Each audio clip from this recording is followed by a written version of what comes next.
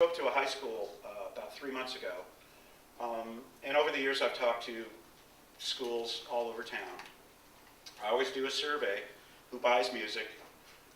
Everybody raised their hand, and then I asked how many people actually come to a record store.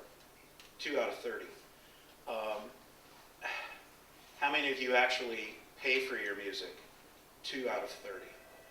So, you know, the perception is that music should be free, that you can access it for free. You can steal it all day long. But I think iTunes is great. I think we have a great download site for right now. I don't know how much longer I can keep it up there because it's financially it's a money pit. There's no way to make money selling 99-cent tracks or $1.39 tracks. Can't do it.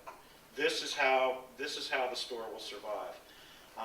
The fact that we get artists from total unknowns to huge names to play this room is another way that I've been able to keep this store going.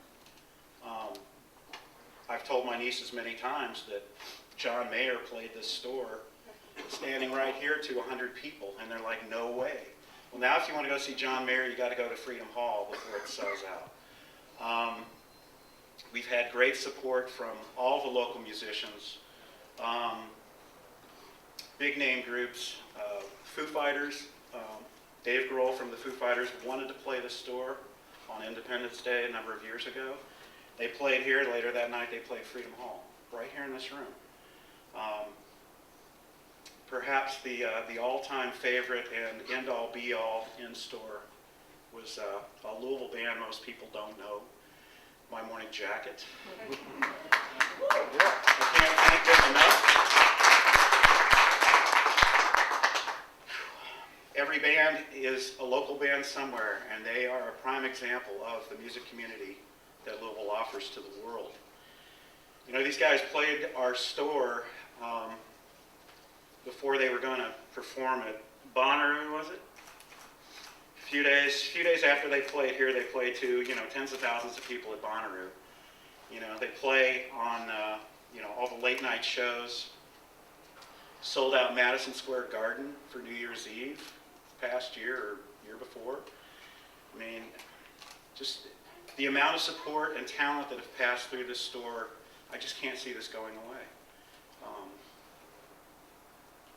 So, end of that ramble. Next question. John, I know you don't want to negotiate your lease in public, but as much as you can share, what are your feelings about renewing your lease or taking advantage of, you said you had an offer for free space, about and what that would do to allow the store to continue? Obviously, free rent's a big deal. Free rent is a big deal, and I don't want to divulge who's offered that, but it's not on Bardstown Road, and I don't think this store would,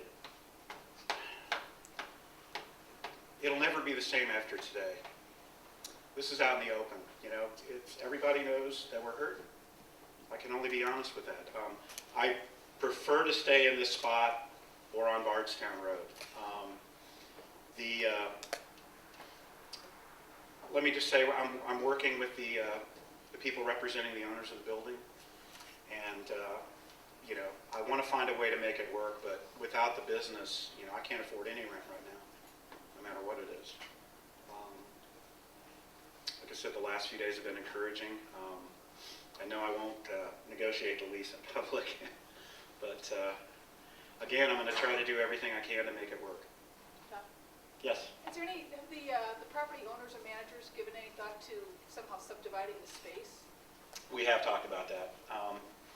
I may have to, you know, give up space here, which obviously we have more space than we need right now. I mean, the way that business has been the last 3 years, it's been pretty apparent that we've had to cut back on inventory and merchandise that we stock. I have a 800 square foot space upstairs that's just being used for storage right now. We've talked about incorporating other businesses into this business. It's got to be the right fit, you know. First and foremost, I just want this to be a great record store. I want it to be the best store it can possibly be. And you know, if downsizing is what I have to do, then I will do that. And if moving is what I have to do, I will do that. But ultimately, it's not up to me, it's up to the people that choose to spend their money here.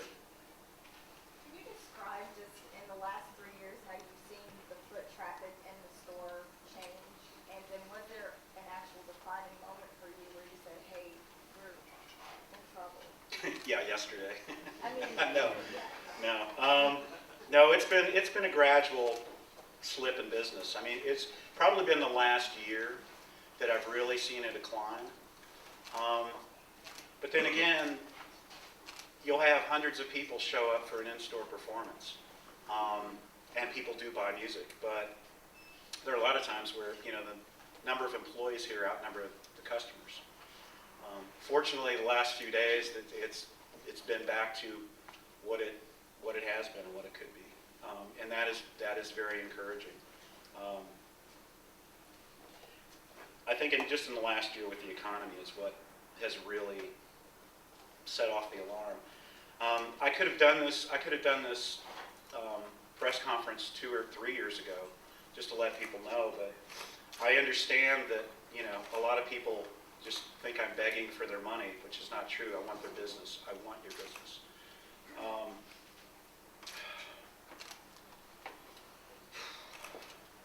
I lost my train of thought. I'm sorry. John, I'm not a member of the press. On behalf of outlaw poets everywhere, which I am, but I grew up on a farm in western Kentucky in Ohio County where bluegrass was born Yeah. in a musical family. Distant cousins with the Everly Brothers. My mom and her dad sat on Bill Monroe's front porch and sang with them.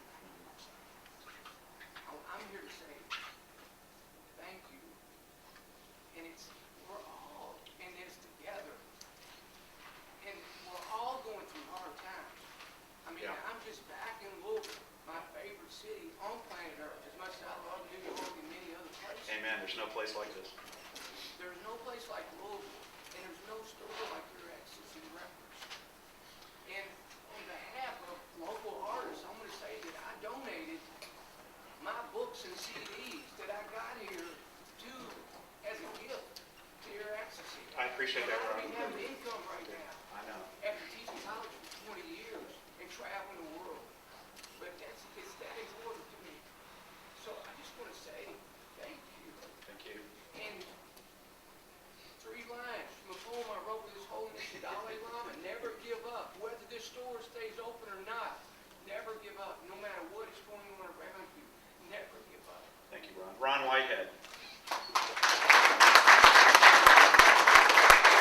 John, Yes.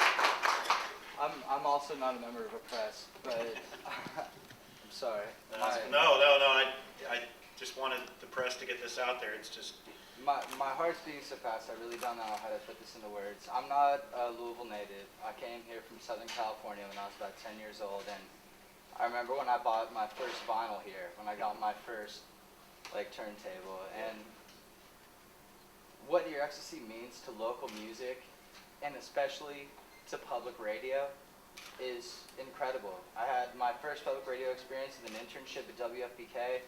I bought my first vinyl here, and what you've done will live in the hearts and minds of everyone in Louisville, and I hope to God that Ear-X-Tacy stays alive. I do too. Thank you. Thank you.